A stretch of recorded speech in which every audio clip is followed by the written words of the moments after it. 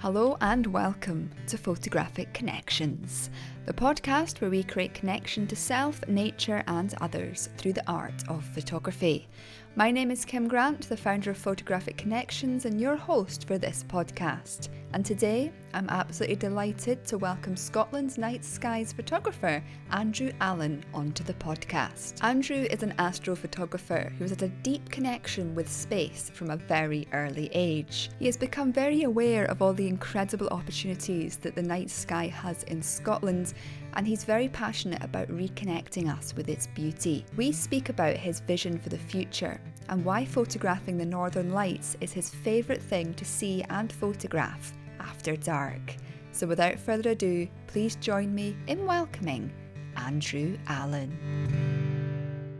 Hi Andrew, thank you so much for coming onto the podcast today. It's a real delight to reconnect with you because for those who aren't new to my YouTube channel, they'll know that you and I met up a couple of times at the beginning of last year and went out to photograph the night sky, which was super fun. And I thought now that we're kind of sort of beginning to get towards the end of the summer and astrophotography season here in the Northern Hemisphere is not far away, I thought it'd be really good to invite you on today to give people some inspiration, I guess, into getting them out very soon. So before we kind of go into that and delve into the night sky stuff, I wondered if you could go way back to the beginning and explain what got you into photography in the first place. Oh, well, good question. What got me into photography? Well, I think I've always been interested in like space and the night sky and stuff like that. That's always been a kind of passion. I used to always like read space books and that when I was a kid. And then I think my dad said, well, my brother was like playing football and stuff. And my dad said, oh, you could be like the football team's photographer. So I bought a wee camera and started taking pictures of like just their games and stuff. And then took pictures of just like mountains and stuff if we went away on a wee road trip. And then obviously online became a bit more predominant and social media came more. And then you see these people taking pictures of like night sky things like the moon and stuff like that.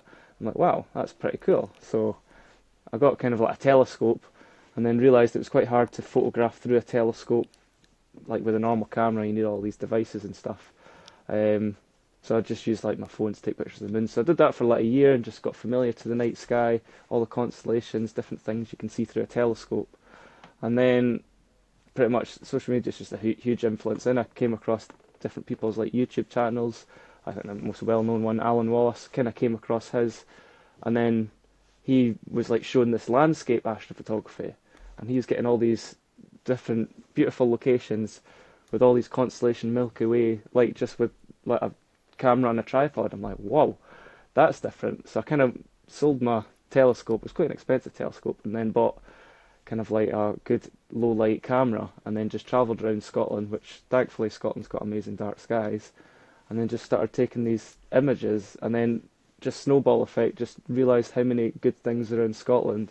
And then I like came aware of the Northern Lights, and then the first time seeing them, I'm like, whoa! And I just got totally hooked on that. So it led to like last year, I just literally just travelled anywhere to see the Northern Lights. Went up to Norway, so I've been to Norway twice and Iceland twice just to see the Northern Lights. And then Scotland's getting really good for it.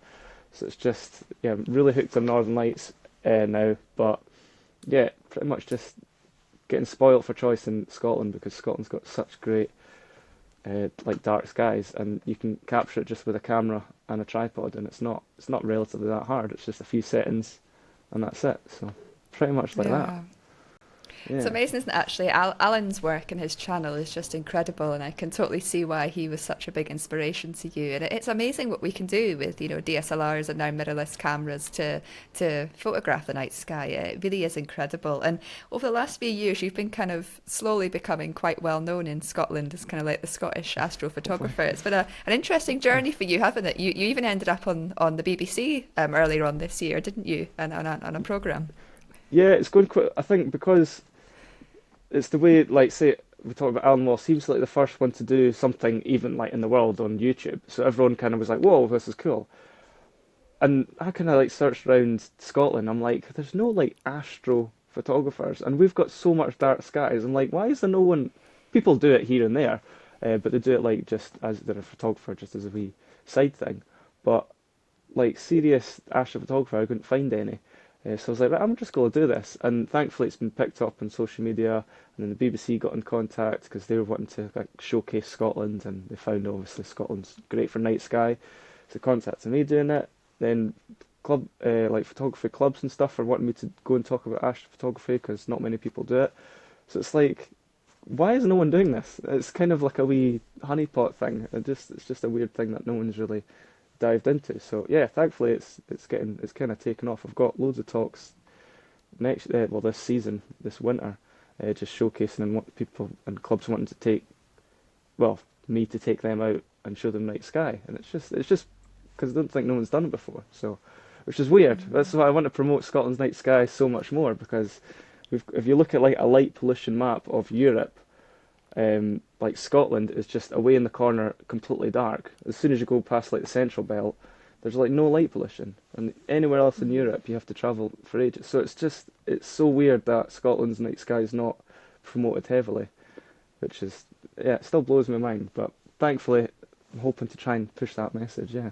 Yeah, it's really good actually, because we of course have a few night skies, like properly designated sites in Scotland, don't we? But actually Yeah. there's, as you say, so much of the country that even out with those sites, the views are incredible. You know, where I stay, where you came last year to do some stuff in Murray and sort of Aberdeenshire area and that, you know, as you know, even though you're quite close to towns and villages, you know, you just go a mile outside and it's like completely dark and you get the most incredible views of the Northern Lights. And we of course were at Dunnottar Yeah. Castle last year photographing the Milky Way, which was just incredible. And the fact that you can do all of that in Scotland, and as you rightly say, it's not that well known. It's really interesting Yeah. in many respects, and I love that you're starting to promote that. And it's like not like just the dark skies. Scotland's got literally so much stuff throughout the whole year. Like you can get the Milky Way, then you get obviously the Orion and the nice constellations. Then you get the Northern Lights come out, so that's cool. And then, well, you get all these lunar eclipses whenever they happen. And then in the summer, you get all the noctilucent clouds. So it's like a full cycle of just things getting thrown at you. And we're just at a latitude that we get like noctilucent clouds and get Northern Lights as well. So we're just quite spoilt for where we are. What do you think it is about the night sky specifically that really interests you? Because it's not necessarily, you know, you don't really go out and do landscapes or wildlife or anything like that. It's all about the night sky. So I know you said you had this connection as a child, but what do you think it does for you? You obviously feel something quite connected and interesting when you're out there at night. Yeah, it's really hard to describe. Like I was saying, my partner now, we go out sometimes and she's starting to see all these dark skies and different and these views and stuff that I see. And I don't know, it's just like there's nothing. I was just thinking the other day when I was walking down the road. It was in the middle of the night in Perth, but I was like, this just reminds me of walking down the road in the middle of Glencoe and like completely dark, because it's completely dark, and then hear wildlife. I don't know what draws me to it. It's like a world that not many people see. Like if you're out seeing like the most amazing sights, say you've seen Northern Lights dancing or a huge big Milky Way, and you're like, why is no one else here? And it's always there's no one else beside you. You might get the odd photographer here and there, but it just seems to be like a world no one sees, and I don't know why. Everyone just likes to live in a city now, but yeah, going out and seeing these sights, just it's like it is a kind of obviously an escape, but it feels more rare now because I just think not many people know of it.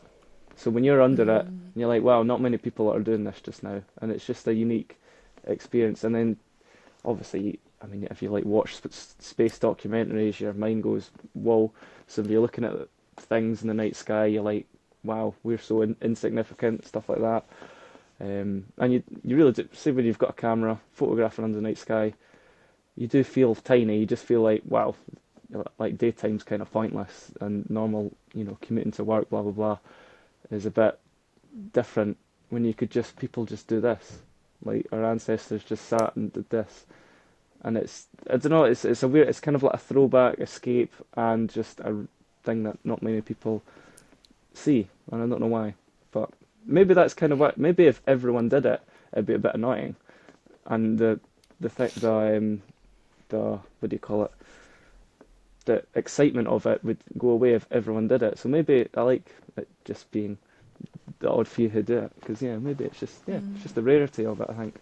It's almost like this timeless feel, isn't it? It's like no matter what happens here on planet Earth, the night sky, it never changes. As you said there as well, like this almost like connection to the ancestors, the fact that our ancestors would have looked at the night sky as well. It's like, it's totally mind blowing. And it's interesting that you were speaking there about the fact that you're often out there on your own. Like so many people are inside and they don't go out to see it. But actually, there's like, I feel that there's definitely a disconnect in all aspects of nature, I guess, at the moment. But the night sky, I think, is definitely so much more obvious. Because, like, I find as soon as the nights start getting dark, if you go out for a walk in the evening, the only person you come across is the occasional dog walker. It's like nobody seems to want to go out at night. But actually, the magic out there is quite incredible. And I love that you're really trying to inspire people now to get out there and experience that for themselves. So, I guess, do you feel through your videos and the stuff you're doing, is that kind of like your ultimate goal, do you think, is to just get people out there to reconnect with the magic of the night sky? Yeah, yeah, pretty much is just to try and show people how easy it is. I know people sometimes, even I got scared of astrophotography, like all these settings and stacking and noise reduction, and it can be a bit of a lot to learn. But to be honest, I would say a good 90% of my pictures are just 25-second exposure, ISO 3200, f1.4, and that's pretty much, it's not rocket science really. You just need to kind of know what you're looking at. So photography wise, there can be a lot to it, but also there's really not. Like say yourself, you've got Northern Lights, they're quite easy to photograph. You just put in a settings, they're only about 10-15 seconds long, so it's really not hard to photograph. So yeah, it's the easiness of it that people don't understand really. And then it comes down to, enjoy Scotland, because Scotland's so unique. Go to another country and you might struggle to see the things you see in Scotland, only like, 5 minutes outside the city. Things like that. I always, if I just go 10 minutes up the road from Perth, capture the Milky Way, capture Noctis and Cloud, Northern Lights, people are like, wow. And you're like, yeah, this is just 5 minutes up the road. And yeah, so it's just to get people to actually understand Scotland, and obviously to capture what you're seeing on the camera is phenomenal. That's why photography is great, and even videos. That's why I like doing videos as well, because you're capturing all these memories of things happening in the sky that no one's seen. So it's just appreciate Scotland, and it's relatively easy to do so. Just have a 5 minute journey outside the city, and you can see and appreciate it so much. I often wonder how we lost this connection in Scotland, because you hear so many people in this country who go to like Iceland and whatnot, like chasing the Northern Lights, and they never see them. And of course, you've been up there and had some incredible experiences, but the amount of people that say, "Oh, I'm going up there to see this," and it's like, I know you can often get much better displays up there because of the latitude and whatnot, but actually if you get a good display in Scotland, it's absolutely incredible. And yeah, I think it'd be really interesting to see how things unfold as time progresses, and whether we can kind of rebuild this connection to the night sky and getting people out, because that's one thing I really struggle with in the modern world, is everybody kind of stays indoors watching TV at night, or the vast majority of people do, but actually we're kind of sitting there numbing our mind and kind of maybe going into all this doom and gloom and all this action, when actually if we were out there connecting with the night sky, that isn't just, it's not just exciting from a photographic perspective and seeing it, but I think from a mental health perspective, a physical health perspective, the benefits of being out there are incredible. Have you experienced that for yourself as well? Yeah, 100%. There is. If I have a nice night under the night sky capturing whatever, my next week is I'm happy. I'm happy because I can go on the laptop and edit it. It's always like half of the journey. You go out and take pictures, have an awesome journey, and then you get back and you get to edit everything and see it all again and relive it again.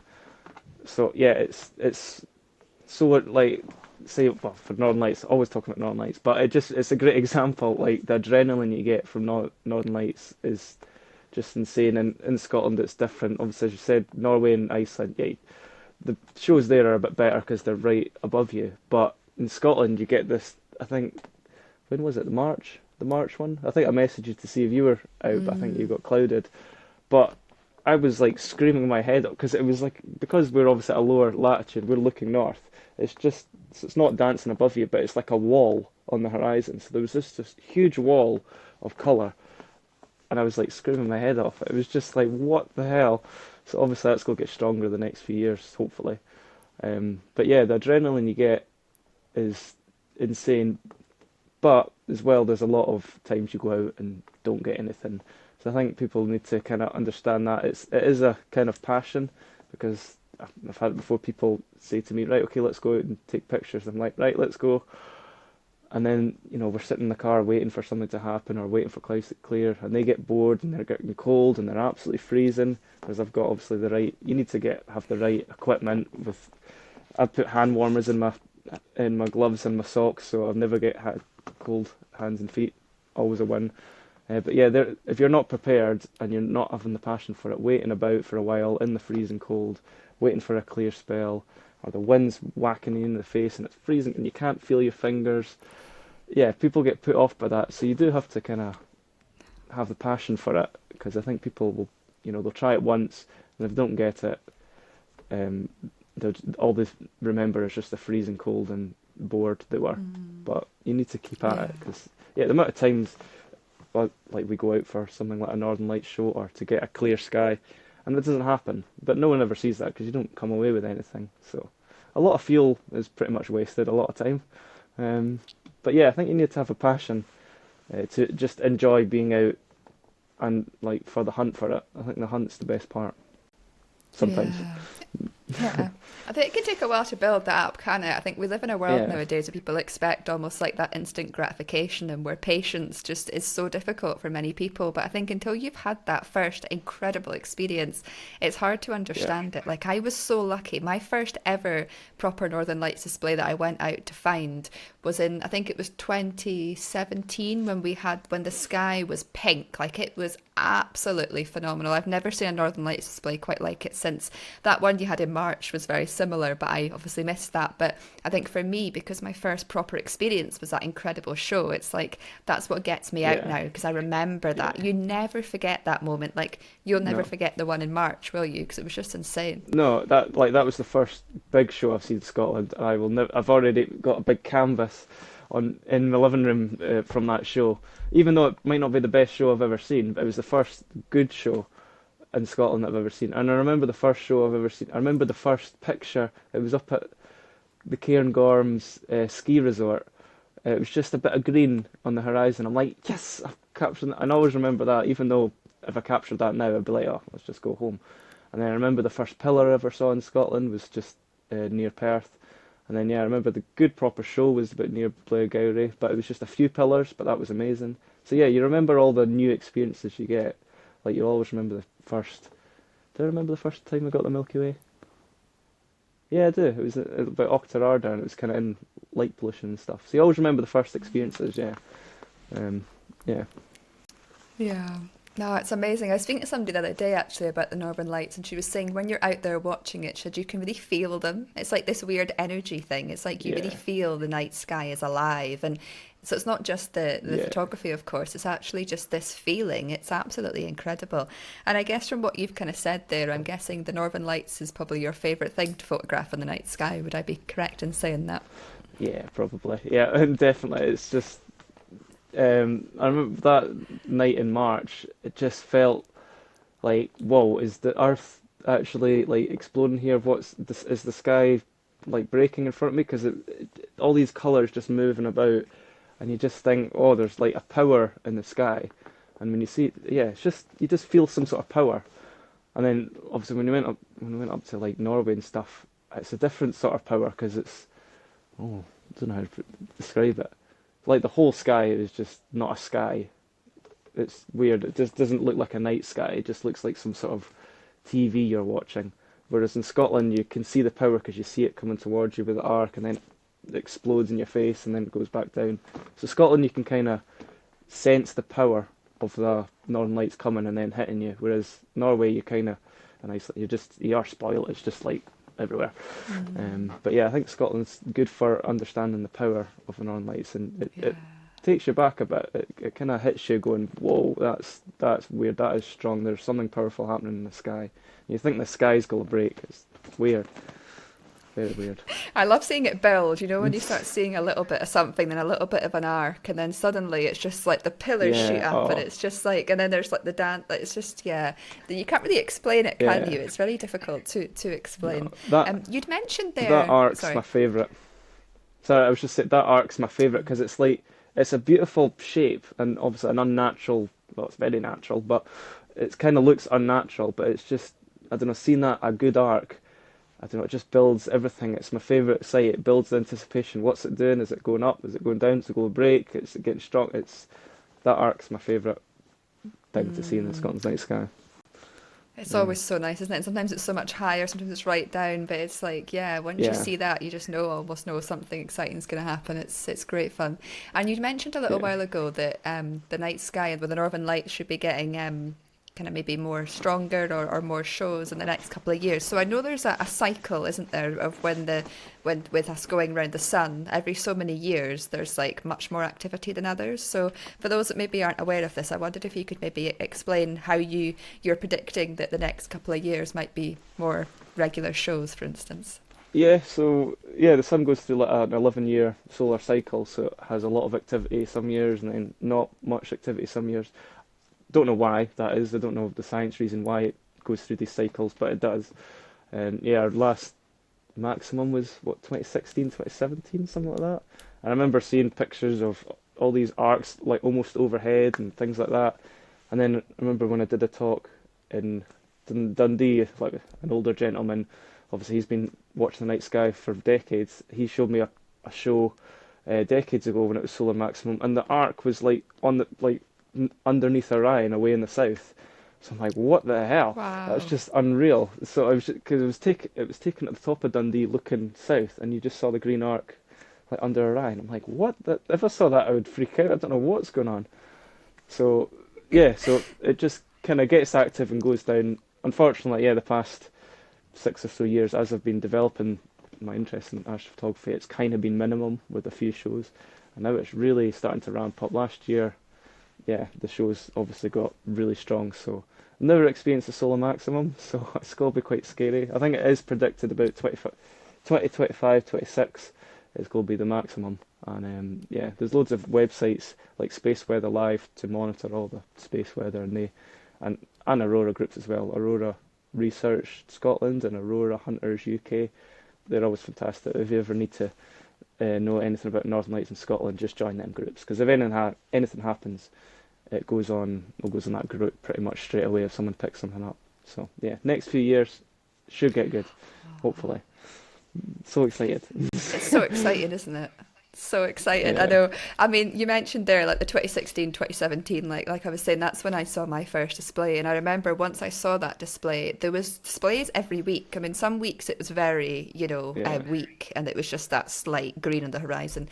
But every week I was out chasing the Northern Lights and we were getting so many shows. And I think because obviously we then entered this dip, I didn't lose yeah, interest in it, but it was becoming so much more difficult to see them. So I've not yeah, really been tracking this cycle, but I'm really excited to hear that we're coming into that again because since yeah. we've last spoke, I've moved back to Murray. So I'm now in a better region for Oh, the Northern Horizon than when I was in Aberdeenshire. So I can just drive 10 minutes down the road and we'll be watching them dancing. So, oh, I'm so excited for that, Andrew. How yeah, exciting! yeah. The amount of times I see on Facebook groups, I don't know. Last year, the year before, got all right weather for most of the winter, but last year it seemed every Northern Light show it was people on the Moray coast picking it up. I'm like, for goodness sake, it's just it seems to be one of the best places to see the Northern Lights, just because the way it is, and if we get west winds, it normally clears by the time it gets up to that area. So I think yeah, the Moray Yeah. coast is definitely the place to be. Yeah, place to be really. Yeah, Yeah. I mean, it's amazing, and as you rightly say, I mean, for those that don't know the area, it's completely straight looking up at the north if you're at the coast. So there's like literally yeah, across the whole coastline, you can pretty much be everywhere, and you've got this view out to the sea with no light pollution. It's just it's amazing because you see a lot of people heading up to the Highlands and the islands, which is great, but quite often you've got mountains and stuff in the way, don't you? So actually, when you're on the yeah, Murray coast, you've got nothing on the horizon. So even when it's a low display, you can see it pretty easily, which is really yeah. exciting. And there's quite a lot of spots where you can sit in your car as well and keep warm It's the while you're best. waiting for things to kick off, which is always a bonus. That's the best. Yeah, if I'm Yeah. going Northern Lights hunting, I try and stay near the car because I know how it is a bit of a waiting game. So I don't want to be at the top of a mountain, freezing cold for a few hours, and then get like one pillar. I'd rather, yeah, it is a waiting game. What was I going to say? Yeah, we're quite. It's annoying here in Perth because normally I have to travel a wee bit to get to a bit of northern lights, because if we go anywhere a tiny bit north, then we've got like kind of the Perthshire Hills in the way. So we're at a bit of a weird flat, and then to the north is all hilly and mountain. So we have to kind of work our way around that, which is pretty annoying. But you know, can't win everything. Yeah. It is what it is. But you love just the travel. Like you, as soon as you know something's happening, you're off, aren't you? And you're all around the country. Yeah, it's good. I converted my wee. It's just a normal like hatchback 5-seater. I don't know what I classify as a hatchback, but just a wee normal little Peugeot. But I put like a bed in it. If I'm going away, sometimes just take the seats out, and then I've made this kind of wooden frame that you can get like a wee single bed on it. So it does the job. It does all right for a few hours sleep, and it does work, and it's warmer and cozier than a tent, so you don't get the wind and the rain, and yeah, it's fine. Yeah, so it is quite good. Yeah. I find that really inspiring. I think a lot of photographers or people have this belief that you need to have like a camper van or something to do these things. But actually, if you can just, I guess, have a bit of imagination, it's amazing what you can do with a normal car. And the fact that you have just used what you've got to create something that allows you to get out, it's amazing. Yeah, it was good. Yeah, I think I've not used it for a while last year because I've been busy moving, and I've not had a chance to take all my seats out, and it's been summer. But hopefully this winter I'll get back to camping in the camping car. Yeah. Yeah, it must be getting pretty exciting for you now, because of course we've just entered August, and I guess from September onwards, sort of mid-September onwards, your season will be beginning to start, so you've not got too long now to wait for things to kick off. But I'm guessing the first thing you'll be interested in photographing, probably even at the end of this month though, will be the Milky Way. Is that correct? Yeah, and there's kind of I would say my start to the season is the Perseids meteor shower, which is about the 14th, 15th, something like that. I've got a calendar beside me. 12th and 13th. So it's actually probably maybe a week or two away. That you get a good maybe 2-3 hours of complete darkness there. So I would say that's pretty much the start of the season. So yeah, I remember a few years ago I went out to see the Perseids, and it was phenomenal. You get, I think it's 50 to 60 meters an hour roughly. And yeah, I would say that's probably the start of the season, but it is only 2 or 3 hours of complete darkness, so it's not sociable hours at all. It is like, I don't know, midnight to 3 in the morning, so it's not the best. But yeah, I would say that's probably the first thing I'll be seeing is the Perseids, and then yeah, the Milky Way. But annoyingly, the thing with the night sky is at the end of this month, obviously the Milky Way will be out, but there'll be a full moon out as well, so I have to wait a few more weeks. So that's the annoying thing with like lunar cycles in a month. You think, oh, like dark skies. No, maybe 2 weeks of the month is dark skies, because then you've got a bright moon in the sky. So you can't really do much, unless obviously photograph a full moon, which is special in itself, which is good. Yeah, there's quite a lot to consider, isn't there, in many respects? But as you say, there's always opportunities, and I think actually sometimes when the moon's out, you can get some amazing light, can't you, for other styles of photography, or even just to even still pick out the brightest of stars can look quite cool with the moon out. So yeah, it lights up the foreground nicely. Yes, yeah. And if you go back to the aurora, if you get a really bright show, I mean, of course, you want it to be a moonless night, but actually sometimes with a bit of a moon, it can add something to the images. And like you say, you can illuminate that foreground, which is quite exciting. So the two strongest, this is a weird thing, the two strongest non-light shows I've seen have been with March was a 60% illuminated moon, and the one last February was 70% illuminated moon. And they were the best shows I've ever seen. So yeah, as long as it's not full, you've still got a very good chance. I mean, and it lights up the foreground perfectly, as we said. So yeah, it's just weird. I've never seen a good show on a new moon when there's no moon in the sky. Very weird. So that'll be. It's good. Jesus. It's good to say these things though, because I think there's a lot of stuff out there, isn't there? People saying you need this and this and this and this to photograph such and such or whatever it is. And the night sky, I think it's one of these things you just have to go out and just see what happens, don't you? I mean, you need a cloudless sky. The clouds is the main thing that's gonna stop anything from being seen. But Yeah, like so many people I think have these preconceived ideas of, oh, the moon's at 50, 60%, there's no point in trying. But as you've rightly said, the two incredible Northern Lights displays you've seen has been when the moon's been out. And sometimes you've just got to go out and try. And I think the Northern Hmm. Lights, I think one of the frustrating things for people is you can't tell them when it's going to happen. Like when I was really into chasing them, I used to get so many messages from people saying, will the Northern Lights be out at this day on this month? And I'm like, I've no idea. Like you just don't Yeah, know. Even with no the idea. alerts, sometimes you Yeah. don't know until you actually go out and try. And yeah, it's going back to that patience thing, isn't it? And just having the time and perseverance to go out and keep trying until you actually see something. Yeah, no, 100%. And well, I was just thinking there as you were saying, that's where like you need to kind of, well, photography is easy of them, but that's where kind of a good photographer kind of excels and matches the conditions. Because if you've got a bright moon, obviously you don't need too much high ISO, and if it's kind of thing you just learn as you do it as experience. But if you've got a big bright moon and a good northern light show, a longer focal length's better because then you get to pick out more of the colour. Whereas if you have a big wide lens with a full moon, everything gets washed out. But if you zoom in a bit more, like, I'd say my favourite lens for northern lights is the 50mm because it just zooms in perfectly to the horizon. So yeah, it's kind of, you have to adapt to the conditions. And if it's really fast, then you drop your shutter speed. And if it's not fast, if it's just an art, you can do longer. So I think that, yeah, that's where the photography comes into a wee bit. You have to, like anywhere, landscape, you just have to adapt to the conditions. There's no, that's the settings that I'm using all night. No, it changes. Depends what length you're at, light you're at. If the moon goes behind a cloud for a bit, it totally changes. So yeah, it's weird. Very weird, but that's the Yeah. fun.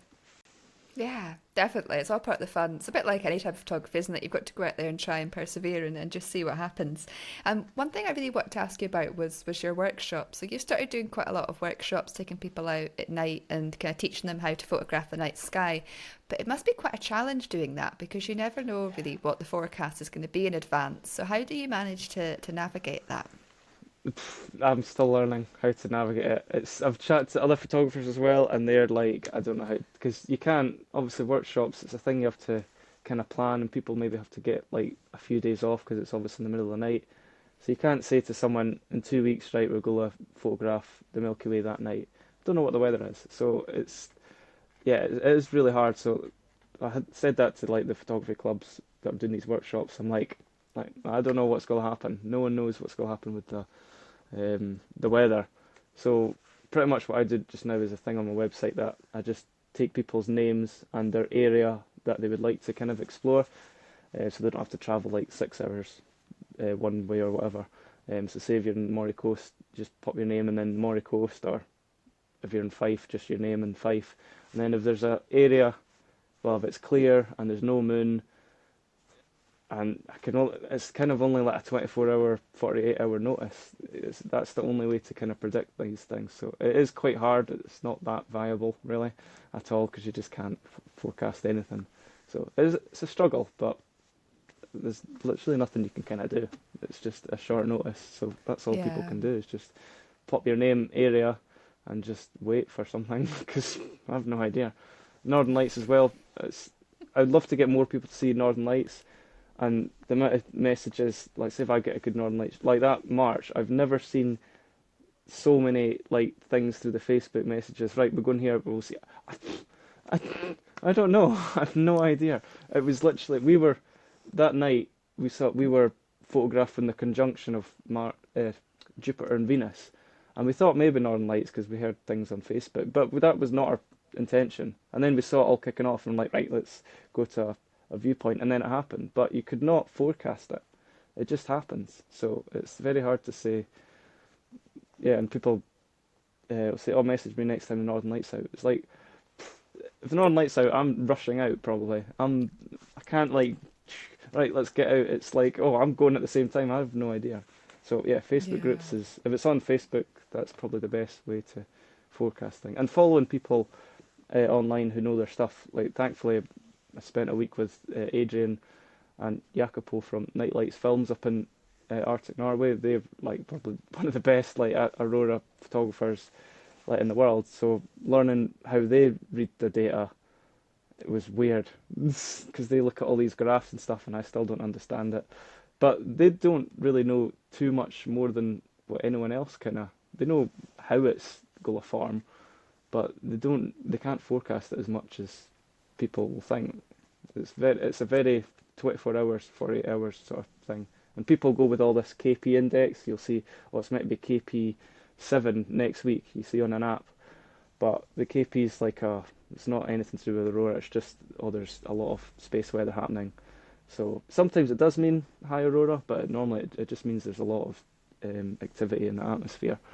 So it's quite hard to justify what to read for. But yeah, there's some graphs in Space Weather Live. If it goes down to red, you're pretty much good. That means it's coming south. And if it goes up to green, that means it's going back north. So, but yeah, it's a thing I would have to kind of show. It's quite hard to describe.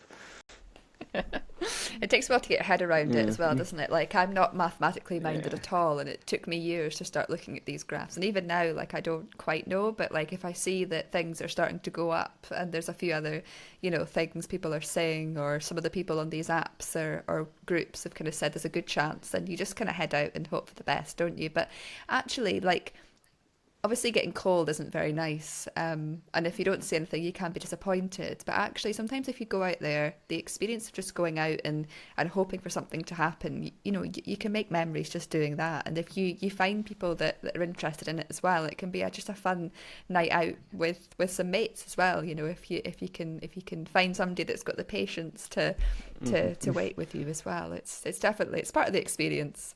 Yeah, absolutely. The one thing, say if you want to go, if it's clear skies, no moon, you're like, brilliant, this will be great for northern lights. Don't always go out for the northern lights, because there's a good chance, even if it's predicted, it might not happen.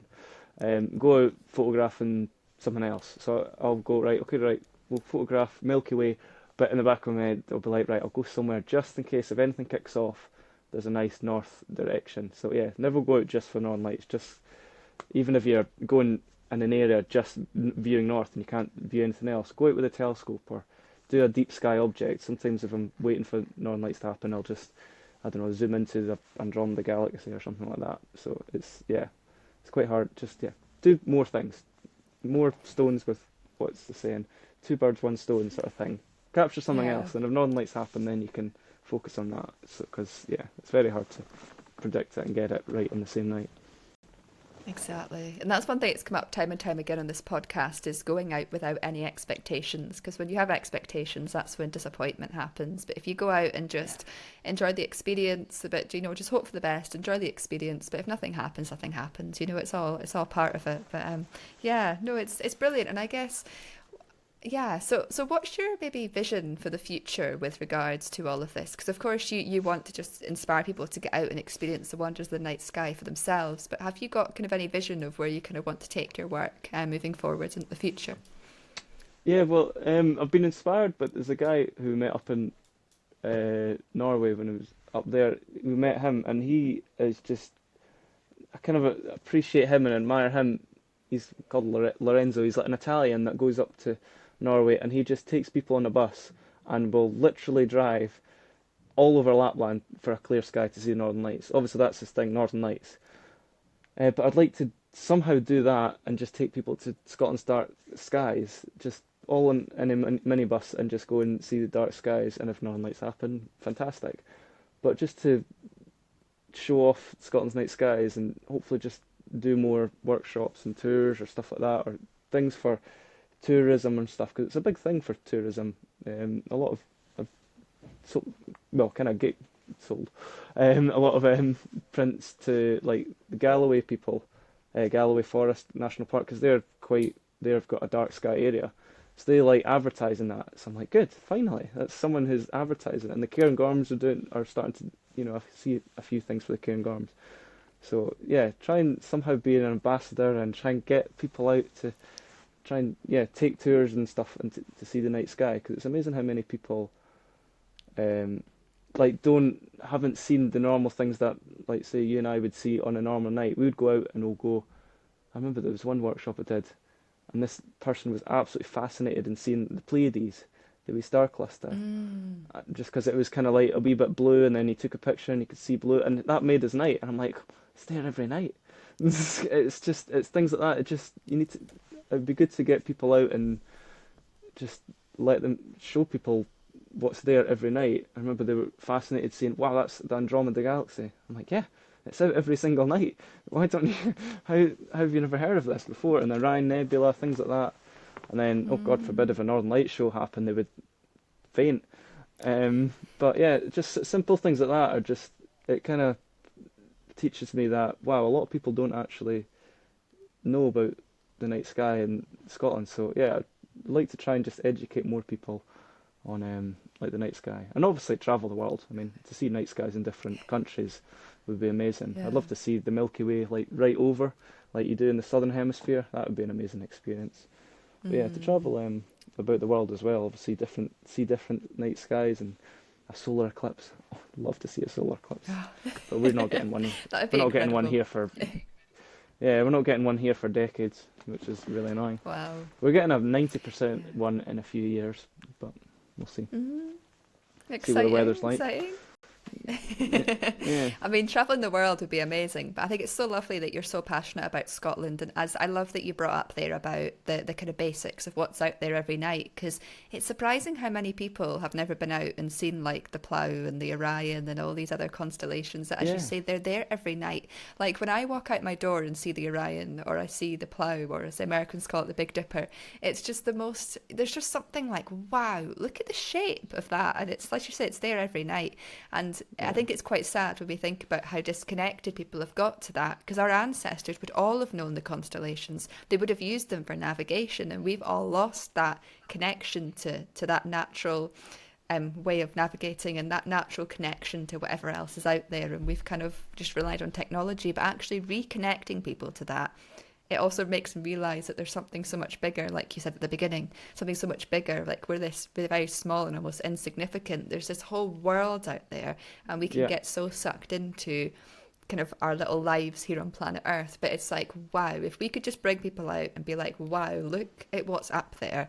I don't know, I think you've got a really exciting future ahead of you, Andrew. I think there'll be a lot of people interested in what you're planning moving forwards.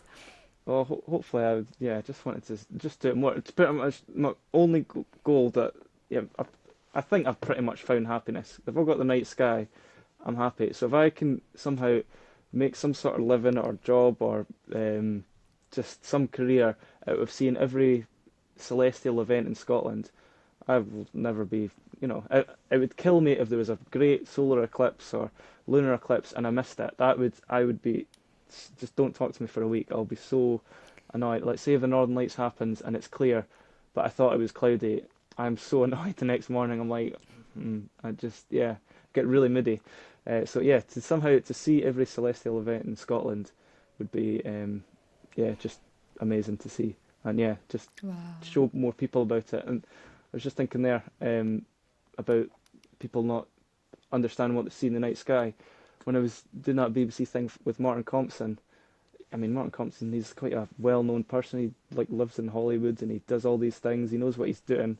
He's experienced life. But when the ISS came over, we were looking at something else, and I was like, "Oh, that's the ISS over there." And the whole because it's on the program now, the whole team, the producers and all that, and Mark Compton was like, whoa, film that, oh my god, there's astronauts and that. I'm like, guys, what the hell, this happens all the time. And that was a huge big part of the episode. I'm like, there was nothing, I didn't do anything there, that was just, but yeah, satellites is amazing, for people to see satellites. And the weirdest thing is, I don't know if you've seen Elon Musk's satellites, the Starlink, they're the weirdest thing. We've only seen them once for a few, no, I saw them, twice. But once was kind of faint and it was overhead and you could see them all. But there was one just line. It just formed, it was a perfect bright white line. And it just went over the horizon. And I was like, what the hell's that? And then I realised what it was. And it just faded.